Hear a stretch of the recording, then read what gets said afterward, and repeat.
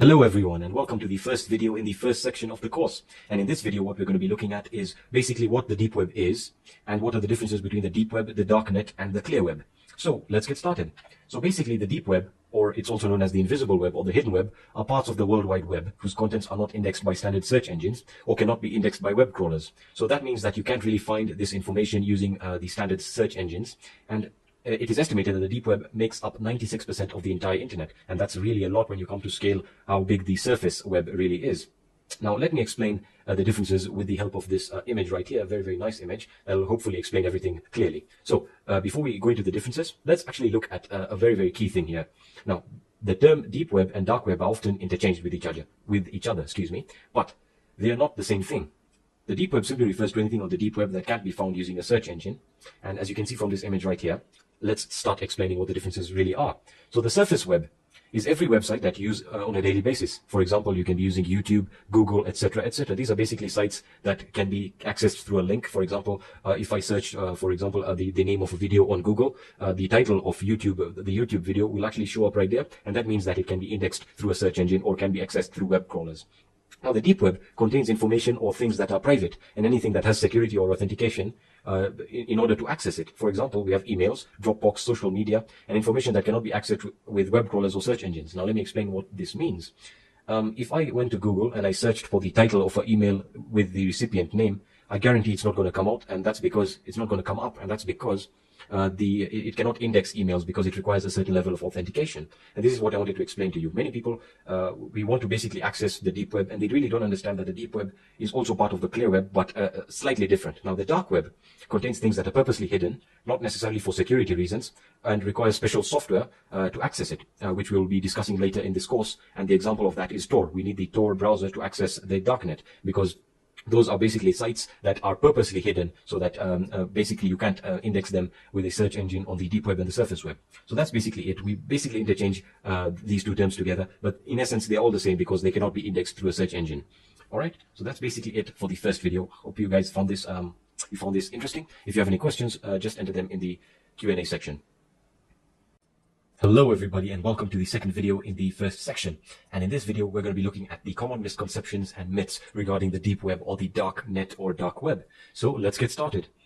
So basically one of the most common myths that you'll find is that the deep web is illegal to access and that you may get arrested or the FBI may come and knock at your door. Now, well, that is a very unique type of claim, especially since accessing the deep web is legal and the software used to access the deep web or the dark net, which is the Tor browser, is actually free and it's legal to use. The only thing is that the police are trying to track down, or the FBI or any law enforcement agency are tracking down people who are doing malicious things on the deep web. They're not targeting everyone accessing the deep web.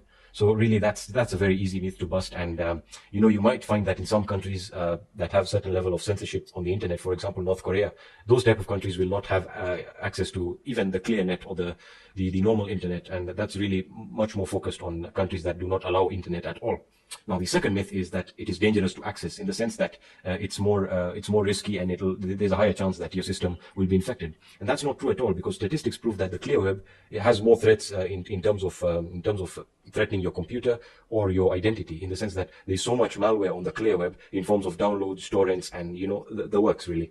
So the third one is that you will be targeted or hacked, and that the risk of you being hacked is very high. Now, the deep web, as I said, every part of the internet has its advantages and disadvantages. Now, the deep web is only dangerous on certain malicious websites, certain sites that you may visit if you have the wrong intent. And as I've mentioned before, it's all about the sites that you visit. If you visit a dangerous site, then the risk of you being hacked gets higher. So it really is up to you and whether or not you want to get hacked. Now, the fourth one, which is also quite a very important one, is it's only for criminals. Now, the deep web is used by more than 2 million people every day, and almost all of these people use it for communication and anonymity. For example, it's used by journalists who want to basically post stories or post whatever information that they have anonymously. So really, the deep web is used for good. It's not like it's not. Now, I think this is one of the most interesting ones. It's the fifth one, and that the fact that red rooms are real or red rooms exist. Now, if you guys don't know what red rooms are basically websites that will provide a live stream to a murder of a human being. Now, that may seem very vile, but there's no evidence to say that these red rooms exist. And I'm going to explain to you why they can't exist, technically speaking.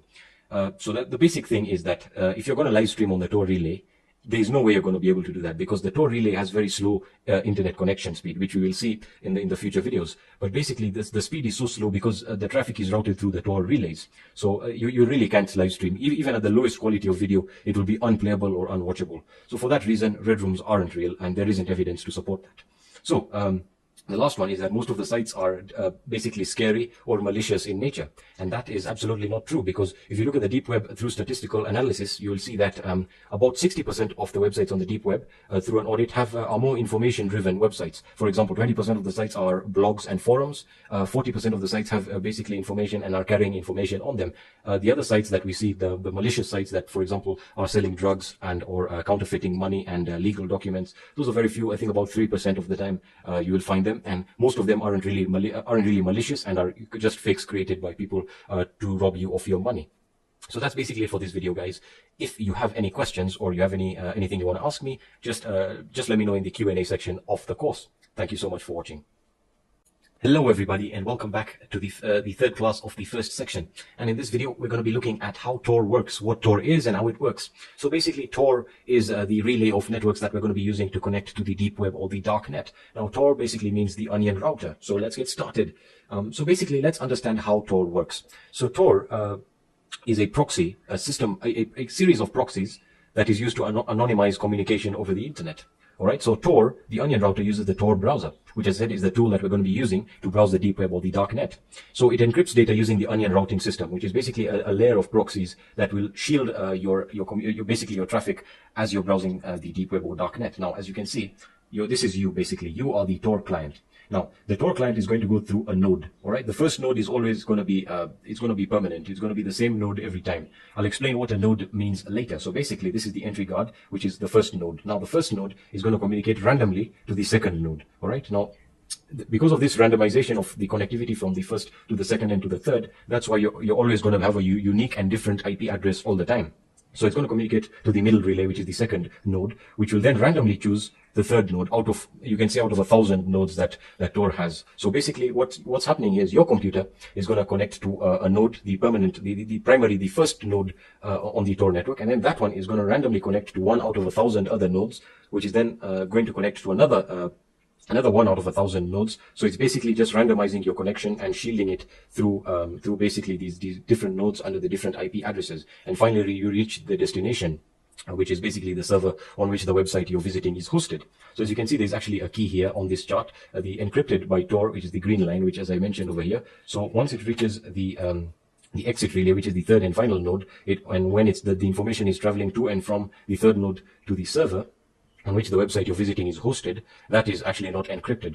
So that really doesn't matter, because at this point, the data being transferred has nothing related to you, except for one part, which I will discuss in the anonymity section of this course later on. So basically, that's how it works. I have one more image here that I want to just show you how it works. So basically, as I said over here, it's going to have your computer. This is you right here. And basically, you're going to connect to the first node. This node is going to randomly select another node, and that's going to select another random node, and then you have your exit node, which actually takes you to the website that you wanted to visit. So pretty simple to understand how Tor is doing this and how it's shielding your information and how it's keeping you anonymous on the deep web or the dark net, excuse me. So that's basically it for this video, guys. If you have any questions or you want to ask me anything, just let me know in the Q&A section of the course. Thanks for watching. Hello everybody, and welcome to the fourth video in this first section. And in this video, we're going to be looking at PGP, which basically is an encryption system that is used on the deep web, or actually is a very good encryption system that should be understood in order for you to communicate safely and securely across the deep web. So what does PGP mean? PGP basically stands for pretty good privacy, and that is a pretty good abbreviation, I must say. So let's get started. Getting started, let's understand what PGP is. So PGP, as I said, is pretty good encryption. It is a way to encrypt messages online, which I will get to in the future videos. So basically, it's used to encrypt email, text, files, and more. And it is used on the deep web to share information that is sensitive or private. As I said before, it's a very good encryption service. It is the closest to military-grade encryption. As I said, it's one of the best ways of encrypting data and sending it across the deep web, which is how it is done primarily. And I'm going to be showing you how to do that in the future videos later on in the course. So let's understand how it works in detail. So I have this very, very nice image here, and it's basically saying, how does PGP work? Forget about this GPG. That's just the opposite abbreviation. But basically, meet Sasha and John. Now, here we have Sasha, who wants to write a message to John, okay? And the message is, hello, So she encrypts the message with John's public key. So basically, John has sent her his public key, and she has encrypted the message with a public key, and then she has sent the encrypted message through basically the deep web or the dark net, and John then receives the encrypted message or file, and then decrypts it with his private key, which only he has, and only he can read the message then, which is hello. So it doesn't matter if the message is intercepted in the middle right here, when it's being transferred across the deep web or the darknet. As long as he has his private key, he can access. He is the only one who can access the message that was or the files that were being sent to him. And as you can see, John reads the message, hello. So that's basically it for this video and this section, guys. This was basically the introduction to all that we're going to learn in this course. And in the next video, or in the next section, excuse me, we're going to actually go into setting up the basically the deep web environment. So yeah, guys, thank you for watching this video. If you have any questions, let me know in the Q&A section of the course. Thank you for watching.